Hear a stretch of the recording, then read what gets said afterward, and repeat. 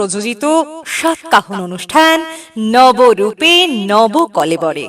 নমস্কার দর্শক বন্ধু, আপনারা দেখছেন সারপ্রাইজ ডিভিশন আয়োজিত চ্যানেল ভিশন নিবেদিত সাতকাহন অনুষ্ঠান নবরূপে নবকলেবরে, যার পরিচালনায় সুজিত নস্কর, সঞ্চালনায় আমি রাজশ্রী।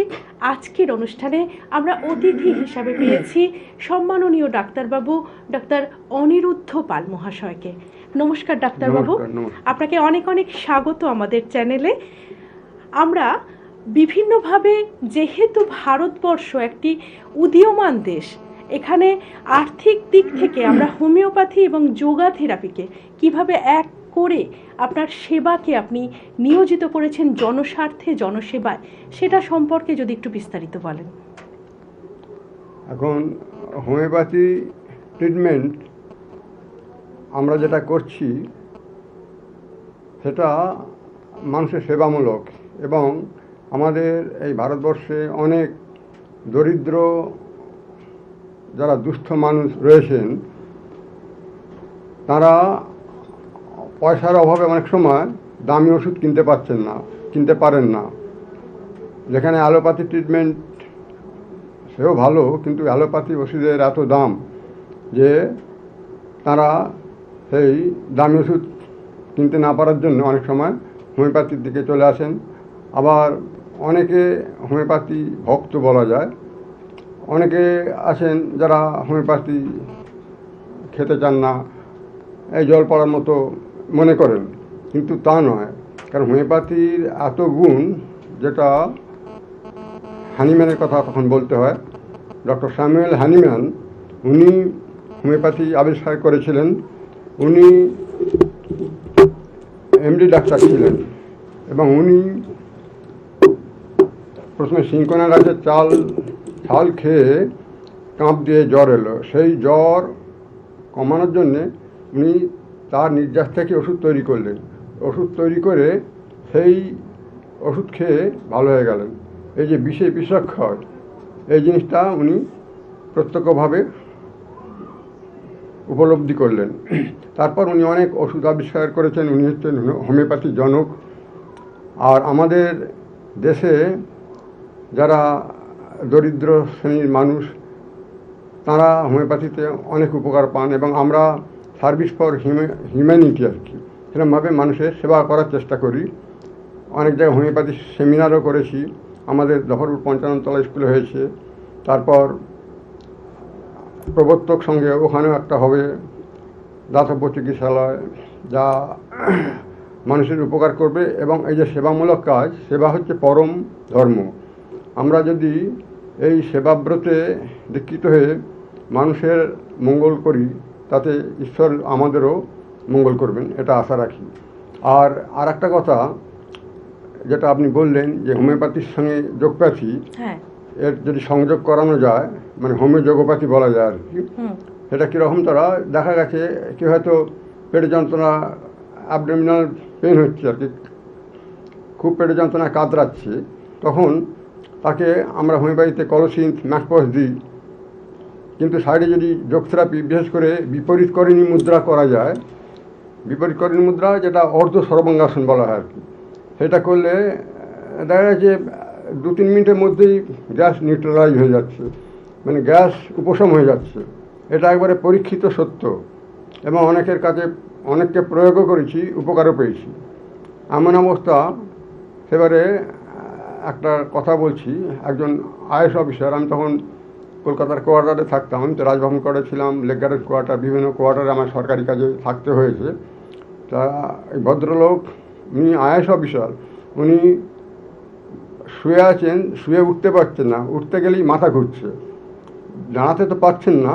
সেই অবস্থাতে উনি 4 ঘন্টা ধরে অ্যালোপ্যাথিও খেয়েছেন, কিন্তু ওনার এমন অবস্থা যে উনি বসতে পারতেন না। তা আমাকে ডাকলেন।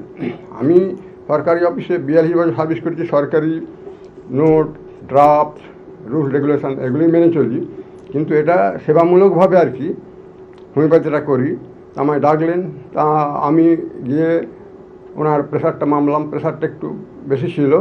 তার সঙ্গে উনি বলছেন যে ওনার পেট ফুলে আছে আর কি, আর মাথা জাম হয়ে আছে। আমি বুঝতে পারলাম অ্যাসিড ফর্ম করেছে। তা ওনাকে বিপরীত করে মুদ্রা করালাম, মানে জিনিসটা তো উনি তো করতে পারবেন না, তখন উনি শোয়া অবস্থায় ছিলেন, সেই অবস্থাতে ওনাকে বিপরীত করে মুদ্রাটা করালাম, দুবার করালাম। তারপর বললাম কেমন আছেন, বললাম হ্যাঁ একটু হালকা হচ্ছে। 3বারের আবার করালাম, করানোর পর উনি একটু বলছে না এবার আরাম পাচ্ছি। তার সঙ্গে একটু হোমিওপ্যাথি ওষুধ দিয়ে দিলাম। আমাদের হোমিওপ্যাথি যেরকম ওষুধ আছে ওই সময় কলসিন, একটু নাক, ক্যালিপাস এসব দিতে হয় আর কি। তা যাই হোক 4-5 মিনিট পরে উনি উঠে বসলেন, মাথাটা নাড়ছেন, মাথা যে ঘোরাভাবটা কমে গেছে আর পেটটা হালকা হয়ে গেছে। আমি বললাম আপনার গ্যাস ফর্ম করেছিল, সেটা ওপর দিকে চাগড় মেরেছিল। তা সেই যে উনি উপকার পেলেন এবং উনি বলেন যে হোমিওপ্যাথির এত গুণ আমি বুঝতে পারলাম না। তারপর দিন উনি অফিসে যাচ্ছেন, আমাকে ওনার গাড়ি করে আমার রায়টাসে যাচ্ছিলেন, আমার ডাকতেন চলুন আমার গাড়িতে আসুন। আমি বললাম না আমারও গাড়ি আসছে, আমিও মানে অ্যালার্মেন্টটা আমার গাড়ি ছিল আর কি। যাই হোক এরকম আর কি সেবামূলক আর কি। এখন হোমিওপ্যাথির সঙ্গে যোগোপ্যাথির একটা অপূর্ব মেলবন্ধন তৈরি করেছেন আপনি সেবার ক্ষেত্রে। সেবার ক্ষেত্রে হোমিওপ্যাথির সঙ্গে যোগোপ্যাথির একটা অপূর্ব মেলবন্ধন তৈরি হ্যাঁ করেছেন। মেলবন্ধন, হ্যাঁ, উপকার পাওয়া যায়। ঠিক। যেরকম আর একটা কথা বলছি, এবারে একটা কিডনির পেশেন্ট, তার ক্রিয়েটিনিন লেভেল বেড়ে গেছে আর ক্রিয়েটিনিন, যেরকম অনেকে কোলেস্টেরল বেড়ে যায়, ব্লাড টেস্টে ক্রিয়েটিনিন বেড়ে গেছে। তিনি গরিব মানুষ, তিনি অ্যালোপ্যাথিতে ডাক্তারবাবু বলেছেন যে তাকে 3000 টাকা করে 3টে ইঞ্জেকশন দিতে হবে। এখন গরিব মানুষ তো এটা পেরে উঠছেন না, তা আমায় বলছেন যে আমি হোমিওপ্যাথি করবো। তা আমি তখন ওনাকে এই ক্রিয়েটিনিন কমানোর ওষুধ দিলাম আর কি। তা যাই হোক 1 মাস খেতে বললাম, তাড়াহুড়ো করবেন না, এটা পেটের যন্ত্রণা একটা অ্যাকিউট কেস তাড়াতাড়ি কমে যায়, কিন্তু একটা ধৈর্য ধরে খেয়ে যান, আবার রিপোর্ট করবেন। আবার মাসখানেক পরে এলেন, তারপর ওই ক্রিয়েটিনিন লেভেল আবার টেস্ট করালাম, যেটা 4 something ছিল সেটা কমে 2-এর নিচে নেমে গেছে। এই যে উপকারটা পাচ্ছেন এবং পয়সা খরচও কম হলো, এরকম আর কি। এরকম মানে বিভিন্ন রকম সব দৃষ্টান্ত আছে। আর বাচ্চা ছেলের ওপরও প্রয়োগ করা যায়, যারা বৃদ্ধ তারাও খেতে পারেন, যারা স্কুল কলেজে ছাত্রছাত্রী যারা পড়াশোনা করছে, যাতে বুদ্ধিশক্তির বিকাশ হয় এবং পড়াশোনায় মনোযোগ বসে, সেদিক থেকে অনেক উপকার পাওয়া যায় হোমিওপ্যাথি খেলে কম খরচে। এবং একটা কেস দেখলাম সেবারে বেলভিউ নার্সিংহোমতে, সংক্ষেপেই বলছি, একটি বাচ্চা মানে নার্সরা রাখতে পারছেন, সবসময় কোলে করে রাখতে হচ্ছে, কোল থেকে নামালেই কাঁদছে। সে সময় আমি মানে আমারই মানে ছেলের মানে নাতি আর কি, তা আমি ফোন করলাম বেহালাতে শ্বশুরবাড়ি। তা আমি ফোনে একটা কান্নার আওয়াজ শুনতে পাচ্ছি। তা তখন আমার ছেলে সায়েন্টিস্ট পোস্টে আছে, অর্ণব, ত্রিপুরা থেকে চলে এসেছে। তারপর আমি ওকে বললাম যে হোমিওপ্যাথিতে কিছু কিছু ওষুধ আছে, রাত্রিতে কান্না থামাতে পারে, খায় দেখতে পারিস। তা তাকে মানে হোমিওপ্যাথি ওষুধ দিলাম, কিউপ্রাম মেটালিকাম 30, ওটা কপার, তামা থেকে তৈরি। অনেকে তামার বাড়া পারেন, তার যে এত গুণ, মানে সেটা পাওয়ারে যখন চলে যাচ্ছে সেই এত সুন্দর গুণ, আর ওর সঙ্গে লাইকো সোডিয়াম। কিন্তু ওইটা খাওয়ার পরই এটা একটা ডোজ, আর 8 ঘন্টা পর একটা ডোজ দিয়ে দেওয়া হলো, তাকে কান্না কমে গেল। এই যে উপকারটা পেলো। কিন্তু এটা নার্সিংহোম, বেলভিউ নার্সিংহোম আর এমন একটা জায়গা যেখানে গেলেই প্রথমে 50,000 টাকা জমা রাখতে হয়, তারপর আবার 2 দিন থাকলেই দেখা গেল 1.5 লাখ 2 লাখ বিল হয়ে যাবে। সেখানে অনেক উপকার পাওয়া যায় এবং অনেক সময় হোমিওপ্যাথি বিভিন্ন কেসে, আমি একজন আইএএস অফিসার ছিলেন, তার মানে সব কথা তো বলা যায় না, তার প্রবলেমগুলো বলতেন, তার হোমিওপ্যাথি খেতেন, তার সুগার 400-এর উপর উঠে গেল, হোমিওপ্যাথিতে খেয়ে খেয়ে খেয়ে খেয়ে নর্মাল আনলেন। আর তার সঙ্গে সাইডে যোগ থেরাপি, যেরকম সুগার ওই সমন্বয় বলছেন, যারা সুগারের পেশেন্ট তাদের আমাদের যে আলফা বিটা গামা সেল, এই অগ্ন্যাশয় গ্রন্থি আছে, ওখানে অগ্ন্যাশয় গ্রন্থি থেকে ইনসুলিন সিক্রেশন হয়। তা সেই ইনসুলিন সিক্রেশন যাতে ঠিক মতো হয়, যাতে সুগার অ্যাবজর্ব করতে পারে, তার জন্য জানুশীলাসন করা, মহামুদ্রা করা, এগুলো একটু তো প্র্যাকটিস করতে, আমাদের একটু অনুশীলন করতে হবে। একবারে শুয়ে বসে থাকলে হবে না, অনুশীলন করলে অনেক উপকার পাওয়া যায়। এবং যিনি করবেন তিনি বুঝতে পারেন, ভেতরে বুঝতে পারবেন যে তার মধ্যে একটা আনন্দ আসছে। এবং শরীর ভালো থাকলে মনও ভালো থাকে, শরীর ও মন অঙ্গাঙ্গিভাবে জড়িত, এবং এতে আমাদের কর্মক্ষমতা বেড়ে যায়, আমরা অনেক কাজও করতে পারবো এবং হাসি মুখে করতে পারবো, আমাদের ধৈর্য স্থৈর্য প্রশান্তি ভাবটা আসবে, যেটা শিক্ষার প্রকৃত উদ্দেশ্য। বিবেকানন্দ যেটা বলেছেন যে education is the manifestation of perfection already in man, সেই আমাদের যে অন্তরের যে সুকুমার বৃত্তির জাগরণ ঘটায়, প্রকৃত শিক্ষা, যে শিক্ষা হচ্ছে আমাদের মানবিক গুণগুলো বিকাশ ঘটায়, নৈতিক বিকাশ সাধন করে। ডিগ্রি অর্জন করতে হবে, কিন্তু তার সঙ্গে এগুলো দরকার। এইভাবে চলছে। চিকিৎসা ক্ষেত্রের এবং- সঙ্গে সঙ্গে আপনি সাহিত্য চর্চাতেও সমানভাবে ব্রতী।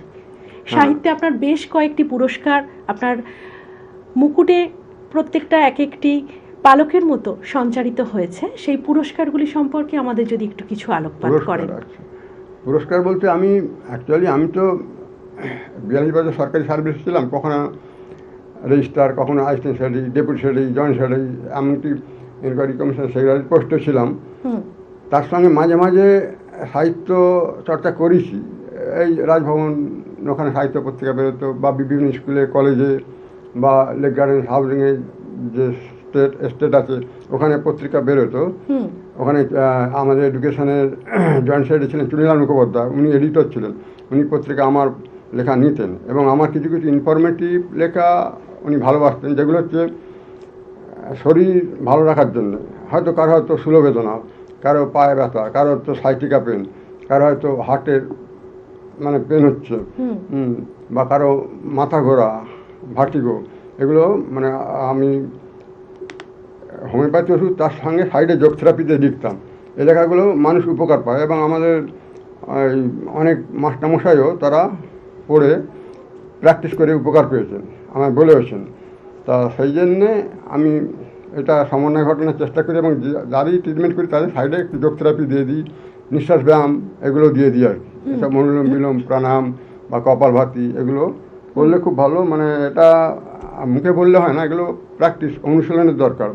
যেরকম রামকৃষ্ণ এক জায়গায় বলেছেন না, যে এই মহাতীর্থ দক্ষিণেশ্বর বইয়েতে গুরুদাস ব্যানার্জি পাঠ করছেন, তা উনি দেখাচ্ছেন যে আমাদের অজ্ঞান, জ্ঞান আর বিজ্ঞান, এটা তুলনা করে বলছেন যে একটা রসগোল্লা খেতে মিষ্টি, সেটা শুনলাম তখন আমার অজ্ঞান অবস্থা। তারপর সেটা জিভে টেস্ট করে যখন মিষ্টির স্বাদটা অনুভব করলাম, সেটা জ্ঞান হলো। এবং সেটা গলাধকরণ করার পর যখন আমরা শরীর অ্যাসিমিলেট করে নিল, শরীরে বল পেলাম, এই যে একটা অনুভূতি, এটা বিজ্ঞান, বিশেষ রূপে জানা।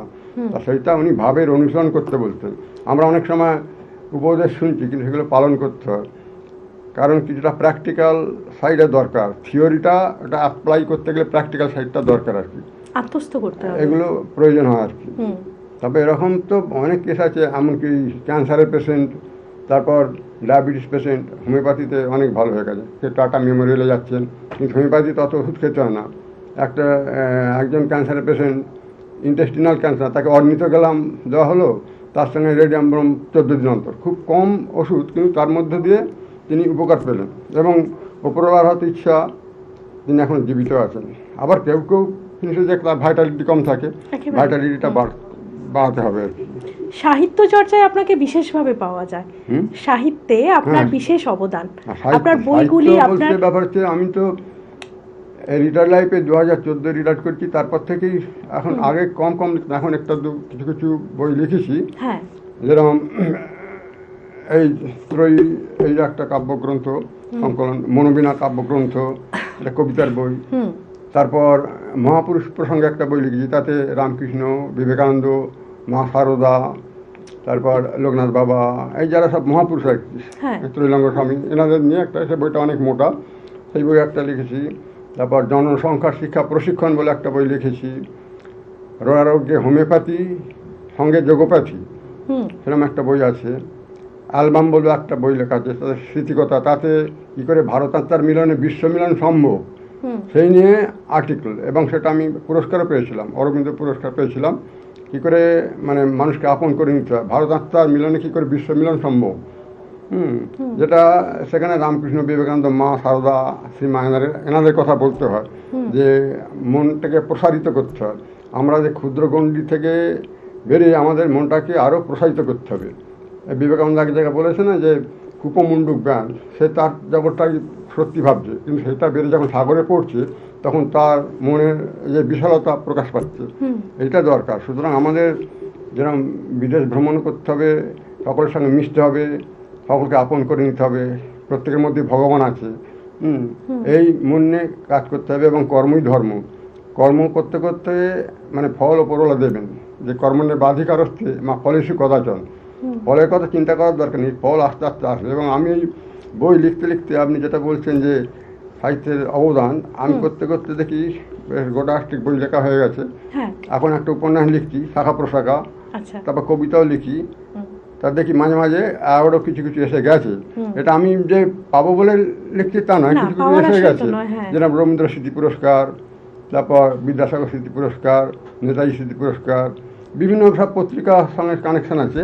তারপর doctor APJ Abdul Kalam national award Delhi থেকে পেয়েছি, একটা ইন্টারন্যাশনাল অ্যাওয়ার্ড, সেবার নেপালে গেলাম, ওখান থেকে নিলাম। তারপর সব জায়গায় যেতে পারি না, যেরকম আমাদের গ্লোবাল হিউম্যান রিসার্চ ফাউন্ডেশন আছে না, তাদের তরফ থেকে পেয়েছি, সার্ক ফাউন্ডেশন। তারপর আমার এসব WHO করতে করতে, সাহিত্য সেবা করতে করতে এবং জনসেবামূলক কাজ করার জন্য আমাকে পিএইচডিও দেওয়া হয়েছে, আচ্ছা। ডক্টরেট উপাধি দেওয়া হয়েছে। আমি এমনি ডাক্তার, আর তার সঙ্গে আমার কর্মই ধর্ম, এটা কর্মটাকে ভালোবাসি আর কি। কর্ম ছাড়া গতি নেই, কিন্তু কর্মটা, সব কর্মই ভগবানের কাছে, এই মনে করলে উৎসাহ পাওয়া যাবে। এবং কর্মকে ভালোবাসতে হবে, ভালোবাসে সেটাই মানে পূজার সামিল হয়ে যায়, ভক্তি করে কাছে যে যে কাজই করি না কেন। সে অনেকে হয়তো স্কুলে মাস্টারি করছেন, কেউ কলেজে প্রফেসরি করছেন, কেউ অফিসে সার্ভিস করছেন, কিন্তু কর্ম, এই যে service to serve man is to serve god, মানুষের সেবা করা হচ্ছে ভগবানের সেবা করা। এই মনে করতে পারলে উৎসাহ বাড়বে এবং আমরা আরও এগিয়ে যেতে পারবো। আপনার লেখা কয়েকটি সৃষ্টি যদি আমাদের সামনে লেখা তুলে ধরেন, একটা কবিতা অবশ্যই বলছি। আমরা ঋদ্ধ প্রথমে হব একটা আপনার লেখা শুনতে পেরে। এই কবিতাটা হচ্ছে নারীকে নিয়ে লেখা আর কি। এটা লিখতে এই কারণে, কারণ আমরা তো নারী তো সমাজে অনেক সময় অবহেলিত হয়, কিন্তু তারাও যে করে দেখাতে পারেন, তারা যে কত তেজস্বিনী, সেই নিয়ে কবিতাটা। হয়তো তাদের অন্য রকম কোয়ালিটি থাকতে পারে, এটা তাদের তেজস্বী মনোভাব, সেইটা নিয়ে কবিতাটা লেখা হয়েছে আর কি। সময়ের কালো রাত্রি পেরিয়ে, দুর্যোগে দুর্ভোগে রোগে শোকে অনাহারে অনেক পথ হেঁটে, হার না মানা জীবন সংগ্রামে তুমি এখনো রয়েছো টিকে, সৃষ্টির প্রবাহ ধারা বাঁচিয়ে। সত্য ত্রেতা দাপর কলি চারযুগই অবলা নারী, পুরুষের হাতের প্রেরণক অভাগে নারী দেহ নিয়ে অবাধ ছিনিমিনি। হে নারী, তুমি হলে সেই শক্তি, ভগবানেরও গর্ভধারিণী। শরীর ধারণ লালন পালন স্তন্য প্রাণে, সুধাক্ষীরে ত্যাগে তিতিক্ষায় বেঁধে রেখেছ তোমারই বুকেতে। স্বর্ণকুমারী থেকে বেগম রোকেয়া, কাদম্বিনী, রাধারানী, আশাপূর্ণা, কবিতা সিংহ, মাতঙ্গিনী, মহাশ্বেতা, অসীমা, বিভা, নবনীতা, প্রীতিলতা নারী স্বাধীনতা রক্ষণে ও পালনে আছেন অটল প্রহরায় চিরকাল দাঁড়িয়ে। কেউ সাহায্য করেননি নারীতে সে ক্ষমতায়নে, নারী তা ছিনিয়ে নিয়েছে নিজস্ব ক্ষমতা বলে। এত সুন্দর কবিতার পর বলতে ইচ্ছে করে আমি নারী আমি মহিষী। আপনার পরবর্তী সংযোজনা আরও একটি কবিতা আমাদেরকে শোনা। অন্য কবিতা হ্যাঁ, একটা বলেছে। শুধু কবিতার জন্য এ জন্ম, শুধু কবিতার জন্য কিছু চাওয়া, তাই কবিতার জন্য নিবেদিত প্রাণ কবিতা একটা ডাক্তার বই নিয়ে একটা অনিরুদ্ধ করতে, আমরা তো পাল এই তার বই সৃষ্টি নিয়ে আপনাদের মাঝে। বই পড়তে অনেকেই ভালোবাসেন, বই নিয়ে একটা কবিতা পড়ে শোনাচ্ছি। নিশ্চয়ই। আর সামনে আমাদের বইমেলা। বইমেলা, কলকাতা বইমেলা আসছে, তার আগে আমাদের ডোমজুড় বইমেলা একদম। 16 তারিখে আরম্ভ হচ্ছে, 24 তারিখে শেষ হবে। ডোমজুড় বইমেলা এখন হাওড়াতে এখন বিখ্যাত হয়ে গেছে, এবং সম্প্রীতি আয়োজিত। ডোমজুড় বইমেলা হাওড়া হুগলি থেকে অনেক আসেন দেখতে, বই কেনেন, অনেক পাঠক আসেন, এবং নানা রকম সাংস্কৃতিক অনুষ্ঠান হচ্ছে, বিচিত্রানুষ্ঠান, তার সঙ্গে বসে আঁকা প্রতিযোগিতা, রক্তদান অনুষ্ঠান, বিভিন্ন রকমভাবে আবার কবিতা পাঠটাও হয়। এখন ডোমজুড় বইমেলার অনেক নাম হয়ে গেছে। আর তারপরে সব বিভিন্ন জায়গাতে বইমেলা হচ্ছে, তারকেশ্বর বইমেলা, ডানকুনি বইমেলা, কলকাতা বইমেলা, আপনার আরেকটি বিভিন্ন জায়গাতে কবিতা হচ্ছে। একটু শুনিয়ে দিন। তা মাঝে মাঝে যাই, কিন্তু হ্যাঁ। আমার এই ব্যাপার হচ্ছে, হয়তো একটুখানি বলে রাখি, আমার মেয়ে, আমার ছেলে সায়েন্টিস্ট পোস্টে আছে, হ্যাঁ। অর্ণব, এমটেক, যাদবপুর ইউনিভার্সিটি থেকে এমটেক করেছে। আর মেয়ে, আমি যখন রাজভবন কোয়ার্ডে ছিলাম, মেয়ে শাখাতে পড়তো, ছেলে হিন্দু স্কুলে পড়তো। হ্যাঁ। ওখানে কম্পালসারি গ্রাউন্ডে থাকতে হতো। তা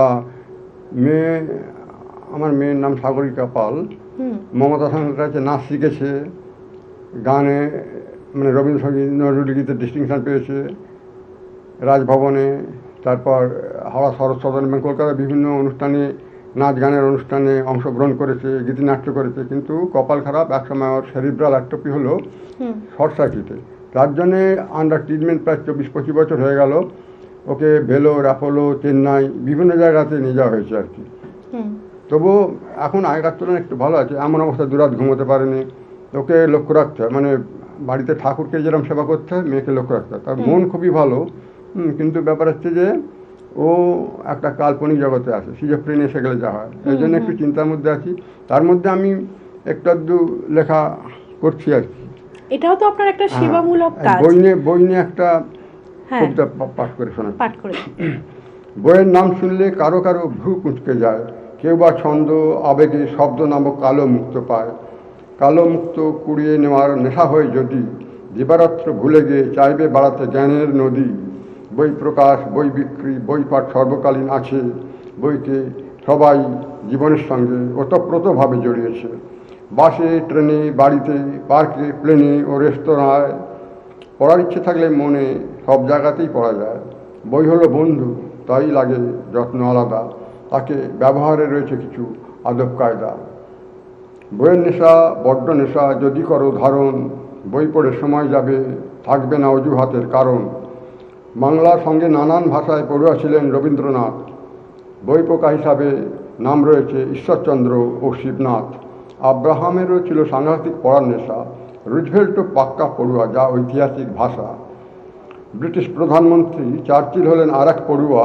লেব্রন জেমস বেশ পরিচিত, বল ছাড়া বই হাতে রাখিয়া। বই পড়তে পিছিয়ে নেই বিল গেটস ধনী, স্মরণীয় আছেন আইনস্টাইন, স্বনামধন্য বিজ্ঞানী।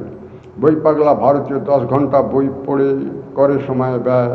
এইভাবে থাইল্যান্ড, চীন, স্পেন, ব্রিটেন, কানাডা বলে সমীক্ষায় হাজারো হাজারো লাইব্রেরি আছে বই সংগ্রহের জন্য।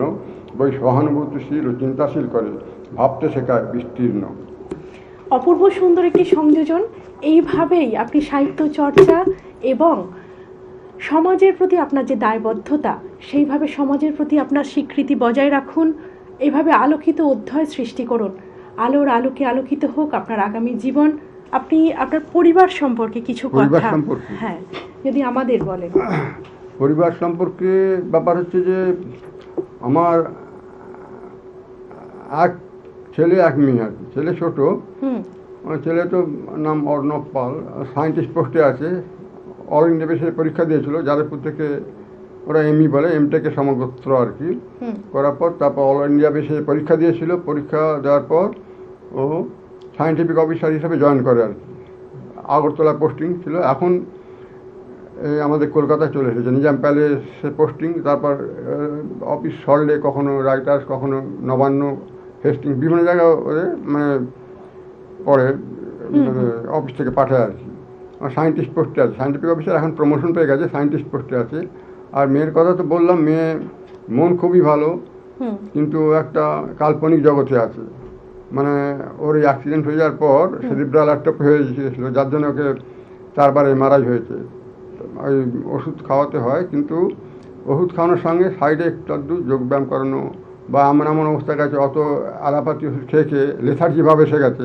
তখন হানিম্যানের ওই যে অর্গানাল অফ মেডিসিন, গীতার মতো পবিত্র, উনি কতগুলো ইনস্ট্রাকশন দিয়েছেন, সেগুলো ফলো করে উপকার পেয়েছে। যেরকম এক সময় একটু ট্রেমলিং, হাত কাঁপতো। একেবারেই তাই।